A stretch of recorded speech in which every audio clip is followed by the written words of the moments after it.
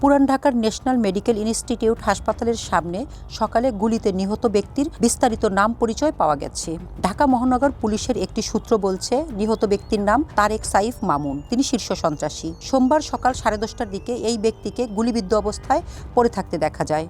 প্রত্যক্ষদর্শী ও পুলিশ বলছে, সন্ত্রাসীরা খুব কাছ থেকে তাকে গুলি করে। পুলিশ বলছে, নিহত ব্যক্তি এক সময় শীর্ষ সন্ত্রাসী সাজিদুল ইসলাম ইমনের সহযোগী ছিলেন। তবে অপরাধ জগতের নিয়ন্ত্রণকে কেন্দ্র করে তাদের মধ্যে দীর্ঘদিন ধরেই বিরোধ চলছিল। গুলির ঘটনায় সিসিটিভির একটি ভিডিওতে দেখা যায় মামুন দৌড়ে পালানোর চেষ্টা করছেন। তখন দুই ব্যক্তি খুব কাছ থেকে তাকে গুলি করছেন। ঘটনাটি ঘটে 2 থেকে 3 সেকেন্ডের মধ্যে। গুলি করার পর দুই ব্যক্তি ঘটনাস্থল ত্যাগ করেন।